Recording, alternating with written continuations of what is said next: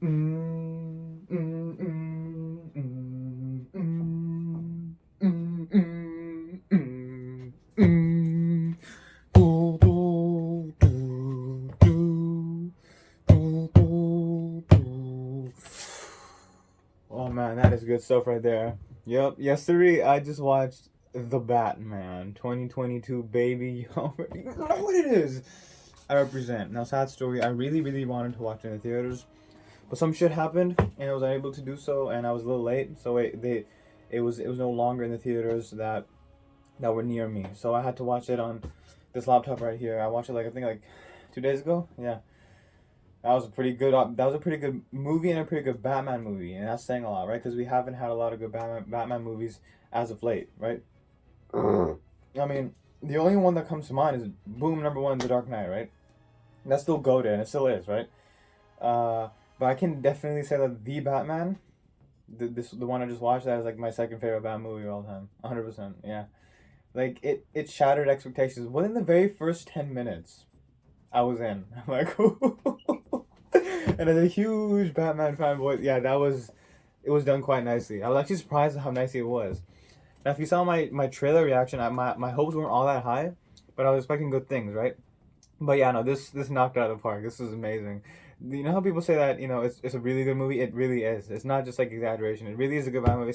It's a movie that we deserve as Bat fans. Okay, and it hit all the points and it hit it right. All right, so yeah, in the very first 10 minutes, when Batman was doing that little speech or monologue or whatever it was, uh, that was chills, bro. And that right there, I think the biggest thing about this movie, which makes it so right, which is and why Pattinson is such a good Batman, the fear of Batman. The fear is instilled in you from the very start, right? The very first 10 minutes, you feel that these people are doing shit. This guy's spray painting. This guy's trying to like mug someone, and they see the bat symbol in the sky, and they just like automatically shit their pants, right? It's like a laxative for them, right? And then when that when the light goes in the sky, when that light hits the sky, it's not just a sign, it's a warning. That's awesome. That is awesome. That is awesome. I lost my shit when I heard that. And he was journaling it all down while he was doing that, which is really really cool, man. Yeah, but I was in, and then like I've been seeing a lot of these things on the internet where it's like playing Arkham Knight after the Batman, and it's accurate as fuck. I didn't get it before watching the movie, but I get it now, right? This Batman is just straight up menace. He's a menace, bro. He's menacing. He walks menacingly. He vanishes menacingly. The vanish thing, he still does that, so it's not just Christopher Nolan. Uh, yeah, Christian Bale, he also used to vanish, but this Batman also vanishes, and it's just good. And when he was like, when the monologue ends, and he's slowly just walking out of the and he says, "They think I'm hiding in the shadows, but no, I am the shadows." That right there, that is perfection. But what else do you need? That is Batman. He is not hiding in the shadows. He is the shadows. God damn it. And I think this is the closest thing we're gonna get to Arkham Batman in a movie. Because I stated before, I think the Arkham Batman is like the definitive version of Batman. Every single Batman, whether that be in the animated series, the DCAU, in a live action movie, they all need to be put on the scale right next to the Arkham Batman. He is literally perfection when it comes to Batman. All right, he's literally perfection. It's amazing. It's like the best Batman is in the Arkham games. Okay, and that's like without a doubt, right? Most movies, what happens in movies, right? Like in most Batman movies, Batman's trying to take care of one villain. Like in the Dark Knight, that took several days. I bet, probably a week even, to take care of that shit of Joker, and that's pretty much it, right? But you gotta realize that the Arkham Batman does that all in one night. I know the day night system isn't the same because there's always night in the game, but lore wise, if you're following the story, he's doing that all. He's running up all of these assholes in one night, and that is ultimately the premise of Batman. He's a guy who just does not give up. He gets hit, he goes down, he keeps on getting up. He doesn't stop, right? And this Batman is very much like that, right? You think he's immortal and invincible because he literally does not give a shit about like I don't think I saw him do. I don't think I saw him do one stealth takedown like ever, right? He just lets you know he's there, kind of like Moon Knight. the reason I wear white is so they can see me, because by the time they see me, they're so scared they can't even shoot the moon, right? So he's just walking menacingly out of the shadows, right? And he's like, I'm there. And then the guy punches him, and he just wails down on him. He's like, right, showing that he's on edge, right? And I think they said this was based on like year one or Long Halloween. This Batman, so that makes a lot of sense why he'd be like, just on edge. He's like so gritty and like he's just tired, and that's the Batman you need, right? That's the Batman you need, because the job Batman does is not an easy one. You won't be smiling if you're Batman. If you're doing the job Batman does, you won't be smiling like ever. It's a hard job. You just wanna sign off. You just wanna go home. But no, you gotta keep on going, right? So when he wailed down on the one guy, and like, what the hell are you? He was like, I'm vengeance. Now, the first time I heard that, I wasn't all impressed with it, because I don't know, but when it was coupled with the monologue and how he was walking out of the shadows, yeah, that was like perfection, And I gotta tell you, it was perfect. Perfect. Everything, down to the last minute details.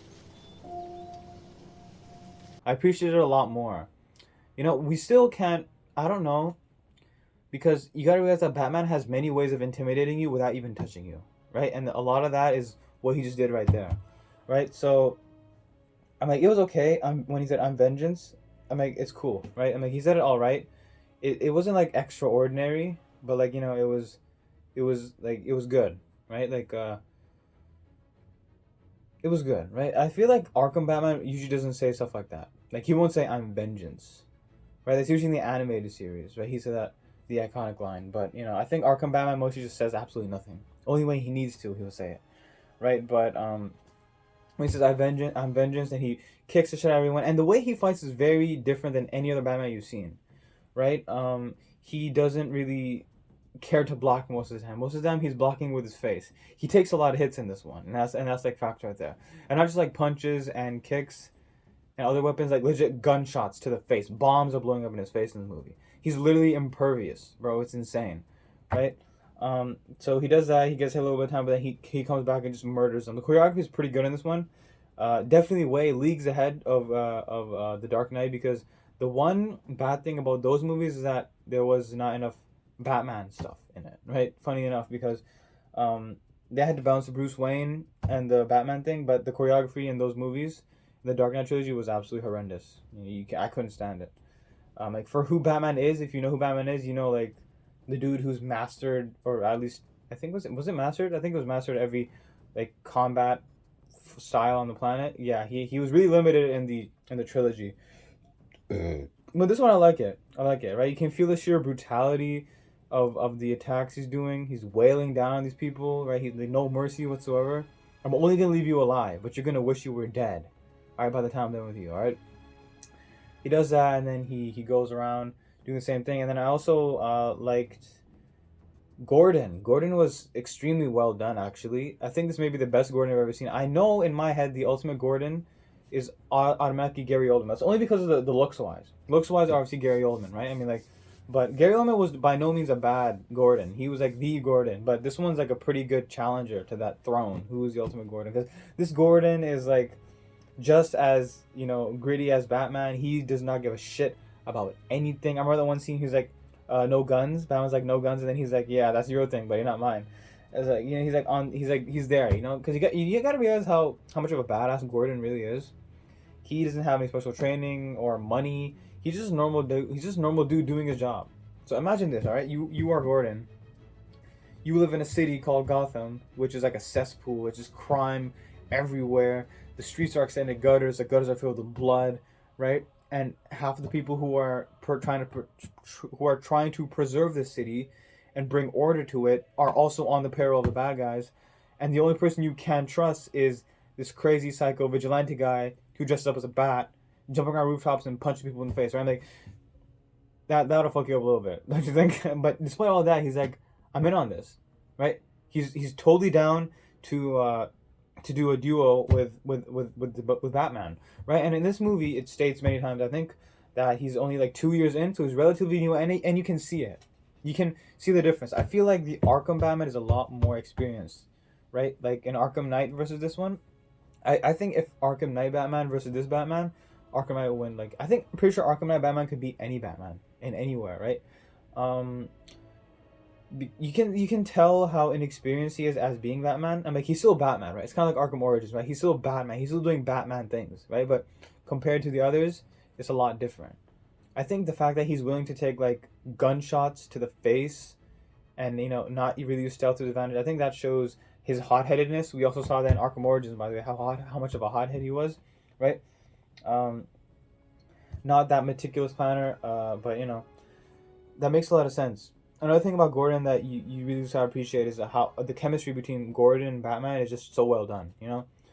Uh, there were a few moments like that in the trilogy, and it automatically reminded me of the one opening scene in Arkham Asylum when Batman was bringing Joker in, and then Gordon's like, oh, he said some shit. He's like, I don't know, but the chemistry is there, right? And especially when Gordon says, when Batman says, "Do you trust him?" and he's like, "I trust you. I trust only you." Right? That's the kind of friendship you need, right? And that's the kind of friends they are. Bats and Gordon, that's the kind of friends they are, right? They're like brothers technically, right? They trust in each other so much, right? Gordon knows that Batman's always gonna do it by the books. He's never gonna take a life. And Batman knows that Gordon is never gonna go dirty, right? He's like one of the only cops in the entire city who's clean. He's not corrupt, right? That's what I gotta say about Gordon. Really good mustache and all. Everything was on point. That was a good Gordon. I especially love that one part where he checked him, right? When Batman got shot, he got a bomb in his face. Like he literally got blown up with a bomb in his face, and he's like winded out for a second. He's like, oh shit! And when he woke up, they were trying to take the mask off. He was like, oh. He went kind of nuts, right? That also kind of shows that Batman himself is unstable. He's kind of like fucked up in the head, right? Because you can see when he was like going nuts. I'm like, who wouldn't? If you got a bomb to your face, I would be cranky a little bit, right? And then I think like one guy tried to take his mask off, and then Batman like punched him or something, and then Gordon like checked him. He's like, you don't fucking do that. That's not how we do it here. He checked him. That was pretty cool. I like that. It even shows you how much of a more badass Gordon is, that he's willing to just check Batman whenever, right? And if Batman were to cross the line, he wouldn't hesitate to take him down too. At least try to take him down, right? Because Gordon's the type of guy to like die for the cause. He's like one of those motherfuckers. Awesome, great. Gordon was nailed amazingly in this movie. The role was great. All right, especially like that part where Gordon and Batman, they're like talking, and they're like, oh, I'm gonna mess you up and stuff like that. Like they're making the face as if he's like threatening him, but they're actually talking about the mission at hand, right? And then he had to he just clocked Gordon, and he's like, bam, and just ran away. That was both comical, and I didn't expect it, but I guess it made sense. But this corresponding scene after that, when Gordon walks in, he's like, you could have just pulled your punch. He's like, I did. That is so good. That is such a good line. Such a good exchange with two people. And it shows their relationship so well. That's some shit that Gordon would say to Arkham Batman, right? And it shows how badass Batman is, that even his pulled back punch hurts like a bitch to a guy like Gordon, who's already badass, right? So that's the kind of chemistry you need with both of the characters, right? So I think that was done really well. Between Gordon and Batman, I think that was really nice. Despite the fact that they haven't been doing it for very long, only 2 years, it shows you that Batman's willing to actually do this cool stuff with Gordon. Like he doesn't. It's like he's like his only friend. Gordon, the only person he trusts. So I think that was handled really well. Catwoman was actually also really amazing. I'm not gonna lie to you. I can't tell which one's better. This one or Anne Hathaway. See, because you gotta like see the motives, and this one, her motive was that she just wants to save her friend, right? In the trilogy, she was trying to get a clean slate or something like that, right? So she can get out of this life.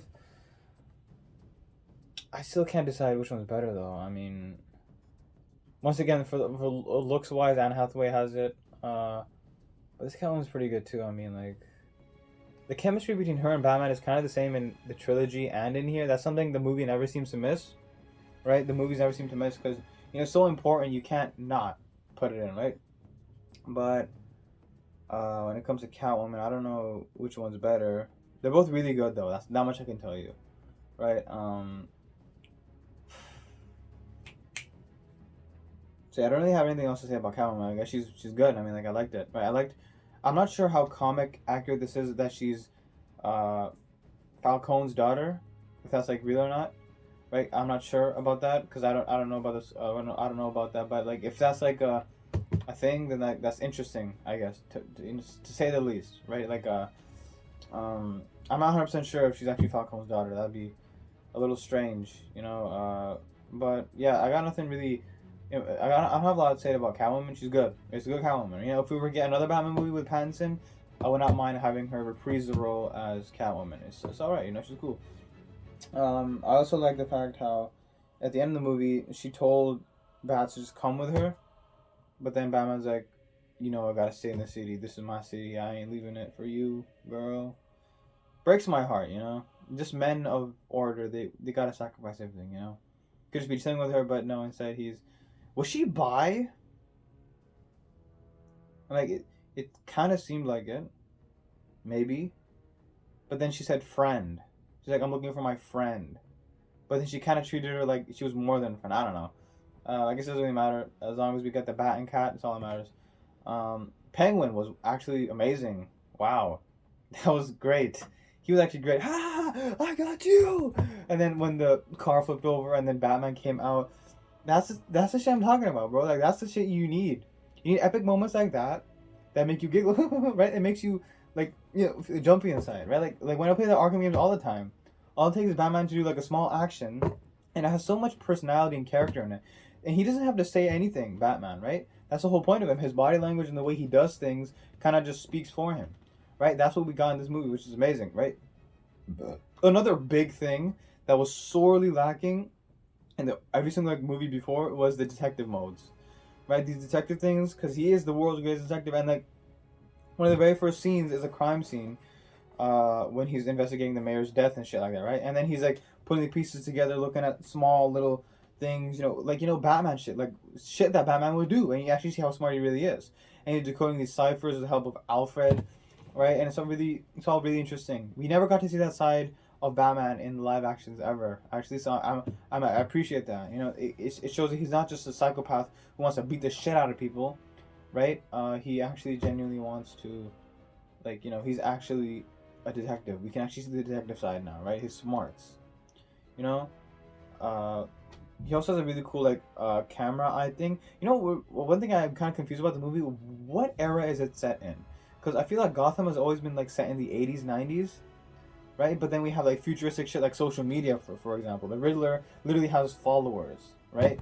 So we have like social media, and then, not to mention Batman's Batmobile is kind of like, I remember Joe Rogan said this on his podcast once, that it was like the chassis of a Dodge Challenger, or was it Charger? I don't know. It was either one of those. And those are like in the 68. That was like 68, right? The older cars, right? Muscle cars. They don't make muscle cars anymore. So it's an older car, right? So you kind of gotta like think like, what era is this city in, right? Like you got futuristic shit, but you also got like old stuff, you know. But regardless, the city felt great though, it was amazing. One thing I do have to say though, and this might be a negative point, not really. I'll get to it in a second. Is that there wasn't enough Bruce Wayne in this? I think there was only like two scenes. One when he was going to the funeral for the mayor, and one when he was going to Falcone. Now, see, both of these kind of excuse the way he acts, because he doesn't really act like Bruce Wayne, and he actually like just totally rejects Alfred when he says that you got to do a business meeting with these guys. He's like, I don't have time for that. Now, I know it's not fun doing business meetings if you're Batman, right? I'd rather be going outside, speeding down the street, beating the shit out of people. I would do that too. No one wants to do business meetings, but like, you gotta. That was one thing in Christopher Nolan in the trilogy that we had plenty of. We had plenty of Bruce Wayne action. See, the thing is, I'm buying this hotel and setting some new rules about the pool area, right? Coming inside from his private helicopter with a girl in each arm, it makes sense, right? But then again, in that city, in the trilogy, Gotham was like somewhat preserved, but Gotham in here seems like it's the Gotham in Joker, like it's tied of somehow. I'm not saying it is, right? But like, all I'm saying is like the Gotham in this Batman looks like a shithole compared to the Gotham in that Batman in the trilogy, right? It was still stable. They were still the elite class. Nowadays, we don't really in this movie we didn't really see anyone. We only see the criminal underworlds like Penguin and Falcone, and we only see the cops. And that's pretty much it. We don't actually see any more like citizens and stuff like that. And the whole city kind of looks like run down, anyways, right? Like you don't see anything else. right? Like it's not as like where is the rich societies in Gotham? You know what I mean? Like because we don't see Bruce interacting with them at all, right? And whenever he does come outside as Bruce Wayne, he's still kind of acting like Batman, which is kind of really throwing me off because like that can give your identity away, bro. You kind of have to act like a billionaire, playboy, asshole, jerk, douchebag, so people can be like, hey, there's no way this asshole can be Batman. Why isn't it possible? Why isn't it possible? It's just not. Why not, you stupid bastard? Why can't he be Batman, right? Oh god, I cracked my neck. Oh. Anyways, what's talking about? Oh yeah, so the Gotham in the trilogy looks like a utopia compared to the Gotham here. Like it seems like it's a problem, right? Um, I think because mostly the Gotham in the trilogy is kind of like modern to some extent. It looks modern, right? Whereas over here, it still looks the city looks very old still, right? Um, See, the Riddler was really interesting, because we actually haven't had a Riddler ever in any live action movie of Batman, right? So this one was interesting, right? Because like it kind of reminded me a little bit about Hush, and I'm not talking about the comic. I'm talking about the movie, which was so bad that made Riddler in like a C-lister, right? Riddler is like a C-lister. No one gives a fuck about him. All he can do is literally make Riddler trophies and be a pain in the ass. That's it, and being annoying as fuck, right? But he actually seemed like a menace in this one. Like he was like kind of demented and dark and keep on singing Ave Maria, right? Like, he was creepy, all right, and brutal, right? The way he tortured people, that's some shit that Joker would do, bro. Like I don't actually remember Riddler being all that brutal. Although there was that one time where he literally turned like those cops into like mice. Was that in like Arkham City or something? Where he like you find his layout and then they turn to like mice, and if they stop then they blow up or some shit like that, right? Something like that. But yeah, no, I think Riddler is kind of a psychopath. Not on Joker's level, but he is. He definitely is, right? And that was shown on full display in this movie, right? I also like the part where they kind of where Bruce had to go through an existential crisis for a little bit.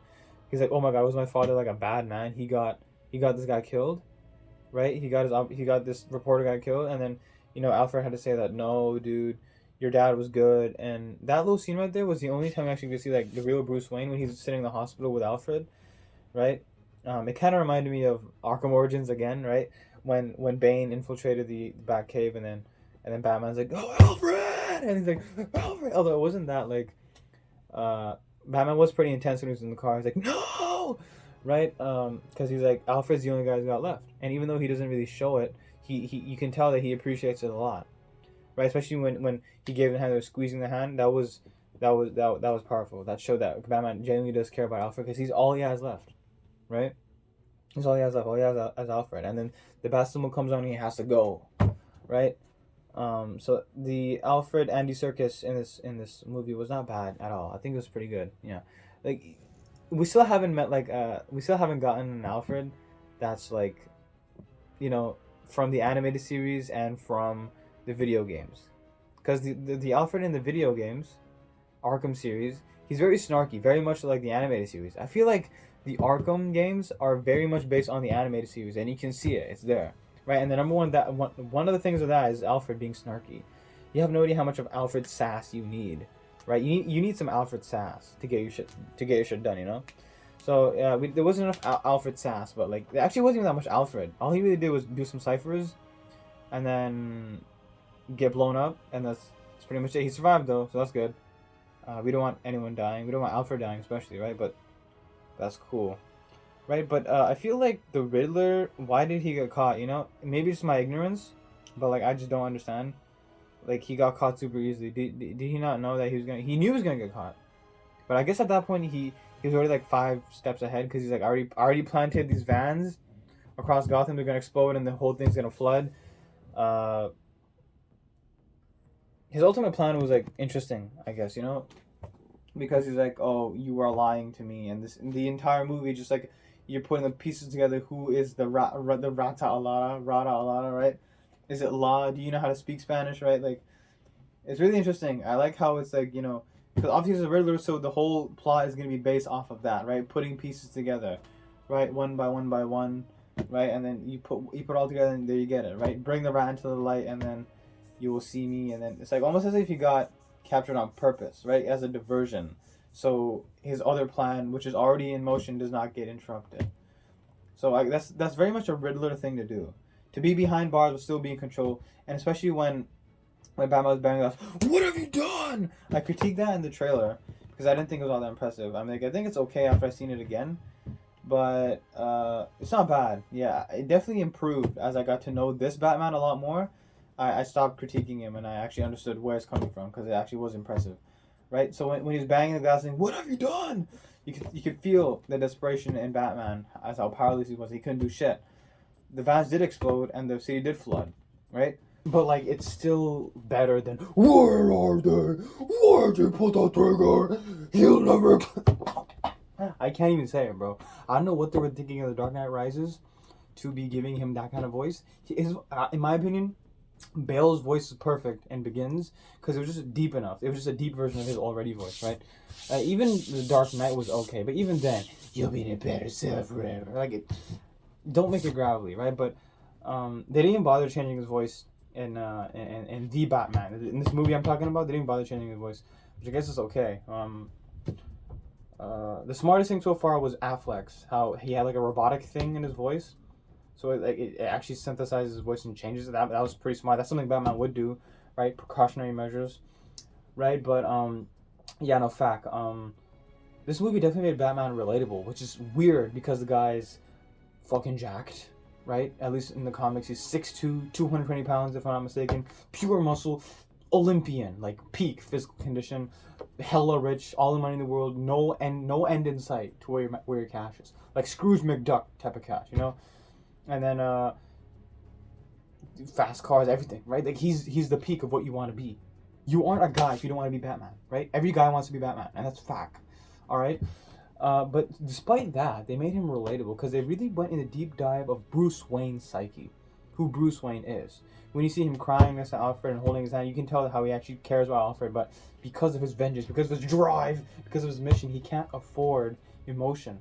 Same thing with Catwoman. He, instead of going with Catwoman, getting the fuck out of the city, getting out of Gotham with Catwoman, so run off in the sunset, or in this case, the moonlight, the moonrise, sunsets, moonrise, right? So run off into the moon. I don't fucking know, but he chose to go to Gotham and save them, right? That is the Batman.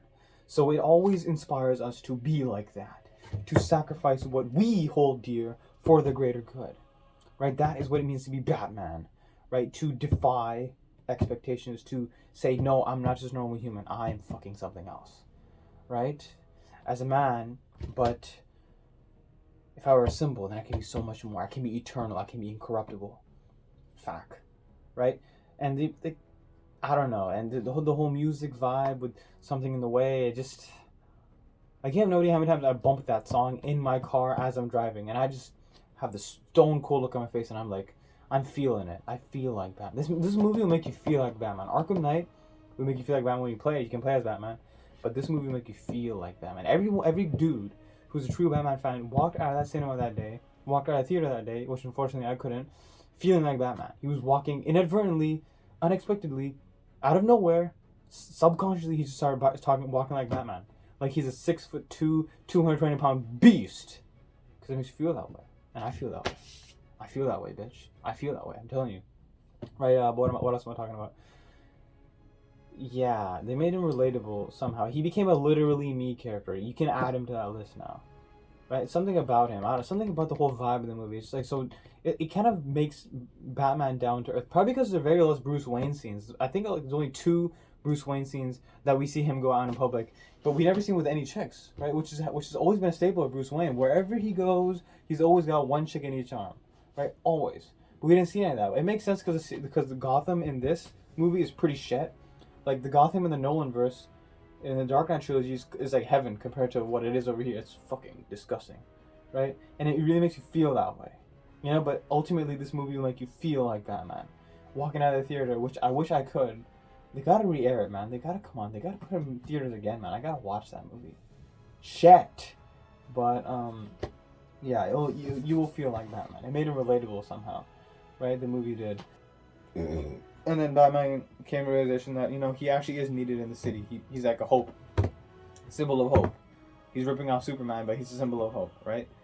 Uh, so yeah, the overall plan, although I did feel kind of like anticlimactic, the way the story ended, it all just ended with a bunch of Riddlers, uh, which are his followers, just showing up, right? Which I guess that's cool, but it kind of makes you wonder like who was the real Riddler in the first place, or were they all just like decoys and stuff like that, or did they only come now after Riddler got locked up, right? I don't know, but the detective aspect of the movie really kept it going, right? Because I keep you on the edge of the seat. That, oh my god, what's gonna happen now? What's gonna happen now? What's gonna happen now? You know what I mean? Like, oh, a new piece of evidence. Now we're putting this shit together. It's all gonna become perfectly fixed puzzle or some shit like that.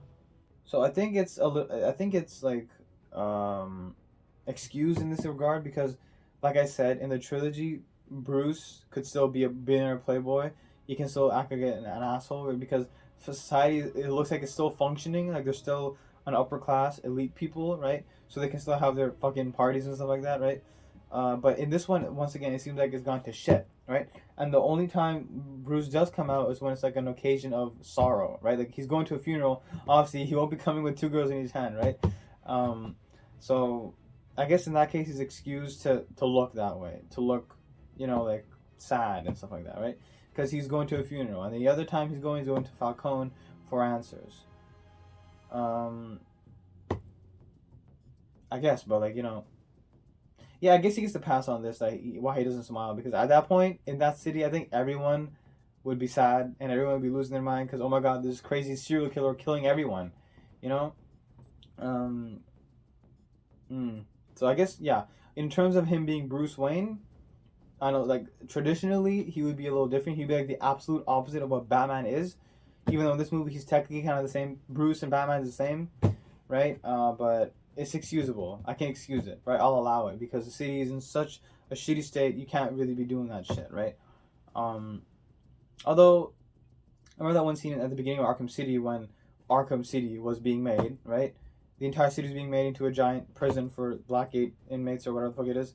And then Vicky Vale was like, millionaire Bruce Wayne, and then he's like, it's billionaire Vicky. Millionaire was so last year, right? So the city's going through shit, and he's about to do some politician type of speech or some shit like that, right? And then he still has time to do snarks like that, right? So that's what I'm talking about, like I think you can like slip your way, like you can slip a quip in there, every now and then. But that's basically what I thought about his Bruce Wayne as Battinson's Bruce Wayne. I excuse it to some extent, but in light of everything else, I guess it was okay, right? Yeah, but it felt pretty like anticlimactic. Like what was the final boss battle? It was just against like Riddler and his men. Not Riddler and his men, just Riddler, right? No, fuck, not Riddler. His followers, right? What were they gonna do? So they were gonna round everyone up in the shelter and kill them all. What's Riddler trying to do? Like, just destroy the city? First he floods the city, now he's trying to kill its citizens? Like, what are you trying to do here? I guess he's mad because he was, like, rejected as an orphan or something like that. Understandable, I guess. Pretty shitty to be an orphan, right? Especially if you don't have a shit ton of cash with you. Like, I don't know, I guess the final boss battle was okay against all the Riddlers, and it showed us more that Batman really is just impervious to bullets, right? Like, nothing can hurt him whatsoever, right? But then he took, like, a shotgun to the chest or face or some shit like that. And he got winded out for like a second, and then I remember one time. I remember that one time where like at the end he was almost about to kill the guy. He was just going like ape shit on the guy because he was about to kill Catwoman, I think. So he's like, I'm not losing someone I care about again. Obviously, he'll never tell her that he actually cares about her, but that's his way of saying it by beating the assailant up so hard that they can't wake up the next day. And then Gordon had to pull him off, but I guess the whole gist of the movie is that Batman, he's new to the job, but now he knows who he is. Right before he was doubting himself that should I even be doing this Batman thing still? Like, does the city even need me? But then he realizes that yeah, actually, the city needs the hope that I represent, that I bring, right? And this I'm a symbol. Like I'm not just a man no more, right? Because when that sign hits that sky, I mean, when the light hits the sky, it's more than a sign; it's a warning, right? So he is the dark protector of Gotham, right? And he will be there when Gotham needs it most. He's not going to abandon it any time, right? Which is why he stays and he tells Catwoman to leave, right? So that's what I think about the new movie. It was pretty good, you know. Batman v Superman has nothing in front of it. It was nothing. But I'm still kind of mad we never got one single like solo Batman Batfleck movie. Like we didn't get to see what he can do, bro. He was perfect, right? Like body wise, Batfleck is amazing, right? But like this one right here is pretty good. There's got to be another movie coming up in the works. I'm like, we saw the post credit scene. I'm like, I didn't see it, but people say there's a Joker in this one too, which is pretty awesome. We're gonna see how that goes down, right? Also notice that he never really, uses batarangs. He doesn't have batarangs. He just has the one knife thing on his chest. He uses to cut shit and he puts it back. It looks cool, but like, where are the batarangs? Come on, we gotta have batarangs, right? You can also tell his inexperienceness, how inexperienced is because like when he fell off that windshield. I mean, when he was like gliding down, he what do you call it? He just crashed, right? His trajectory was a little off, so he just legit got hurt and got up like it was nothing because he's immortal, right? So I guess this Batman's a lot more realistic because his car is awesome, right? And that feels like it's a lot more realistic because it's literally just a muscle car with a thruster in the back, right? It's awesome. And his wingsuit, he had a wingsuit. He didn't use his cape to glide. He used his wingsuit to glide, which is really interesting. Does he have to do that like all the time? Because that's kind of tedious. Imagine like you have to jump now and glide. You gotta put the suit on and then do it. Like just invest in making the cape work, and then you'll be good, right? So I think that's really all I gotta say about the movie and how awesome it was. I totally watched it again, to be honest. Like it was a blast. It was long though, but it was a good 3 hours spent, right? I had nothing better to do that day. I was chilling, okay? And I had a blast seeing the movie. Regret not seeing it in theaters, but what are you gonna do? That's life, right? But yeah, you know what it is. You already know what I'll be doing here, man. I should be chilling, to be honest. Making these videos till I die, bitch. You already know what it is, bitch. You already know. But regardless of the fact, that was my review for the Batman. Yeah! Yeah! Get wrecked.